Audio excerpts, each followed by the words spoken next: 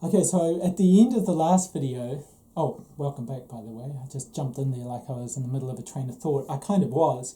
I started bumbling into that discussion over pop music versus alt indie, or just is pop music bad, or what pop music don't I like? And I talked about ABBA and I talked about Queen, but then, I don't think that's really a fair assessment of my taste to pan them entirely, because I don't hate them.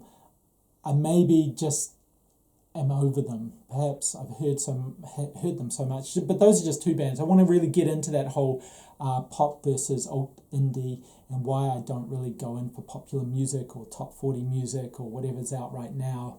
I sort of like to wait and see how things play out. And, when you've listened to a lot of music too, it's quite hard to be won over by newer bands, because you can hear what they're doing and go, yeah, I've got something like that already. I don't really need to have you in my collection. And I mean, the whole idea of a collection is to be well-rounded, but also to have what you like and not just have things in your collection because you think you should. I mean, there's no way on God's green earth I would have the Eagles' greatest hits. I just have no interest in them whatsoever, and yet they're one of the biggest selling bands or biggest selling albums. And people love them, and I've heard the tracks and I've heard the album, and I would not want to listen to it day in, day out, or even just once a year. That's just me, and I need to explain that and go into that, so I'm going to do that in a standalone video. But in the meantime, we've got the R's, and I've got two bands in my R's that are big enough to warrant having their own videos. So there are two bands in R's. You can probably guess what they are, and I'm going to focus on those in standalone videos. I should have done it for Beck, and I didn't. I included Beck in a two-parter on the Bees. But from now on, if I've got quite a few albums of a particular musician or band, I'm probably going to focus in and just do a singular video on that band. One of them I may have to do a two-parter because I got so many albums. But in the meantime, I'll start off with only three R's. And this is something called, this is a band called the Radio Department. So, and that one's Clinging to a Scheme. This one is really, really good. I don't know how I stumbled across it.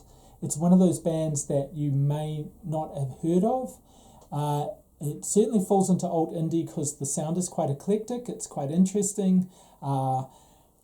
It's political. I think the first track will give you that indication. So if you go and have a listen to this, go and check it out. I'm having to read it again. Clinging to a Scheme. I want to make sure I get that right. I don't know if she or he is it. I think that's, I don't know. Hey, let's not get caught up on gender. Someone's taken a bong hit by the looks of things on the cover. So that might give you some indication of what's in here. But yeah, they've definitely got some things to say.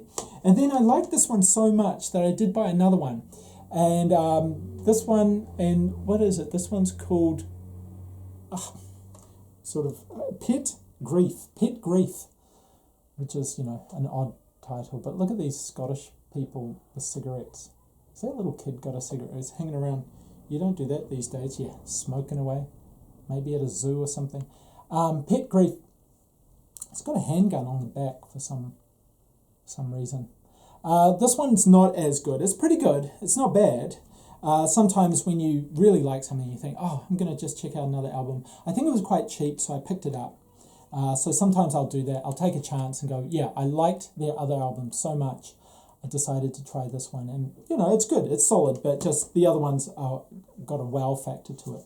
And then finally, before I move on to the two bands and R's that I'm going to focus on, I've got one more called Reverie Sound Revue. Now, I'm not sure. I think this is self-titled. There's no other title, Reverie Sound Revue. And this is actually from my wife's collection that's been integrated. So, yeah, it's a female singer.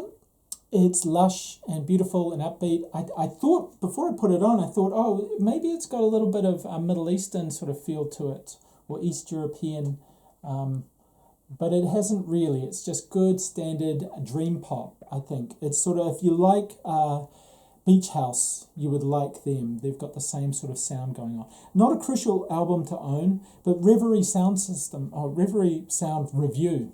Did I say system? Reverie Sound Revue is worth checking out because it is very beautiful, easy to listen to, and sometimes you need to mix that up in your alt indie collection. You've got to have that sort of, not only within an album will you have that journey of highs and lows, light and dark, but across the whole collection, I wouldn't want a whole lot of maudlin, introspective, shoegaze music. You kind of need some of these poppier alt indie albums where they've really made an effort to create some beautiful, lush soundscapes, and that certainly has it. So those are the R's. Please come back and we'll move on to, and I'm just thinking there's plenty in S's, but there's going to be 2 bands in the R's that I'm going to focus in on and talk about. So please come back for those. I may even put them in another section so that we can just carry on with the alphabetical ones and then just the ones that I'm focusing on, singular bands. Poor old Beck, he didn't get that credit. He should have been focused in on, but I only thought of that later. So yeah, see you soon. Keep subscribe if you haven't. Keep coming back. Blah yada yada. You know what I'm saying. Okay, I'm gonna go now because the kids will be getting restless outside. See you later. Bye.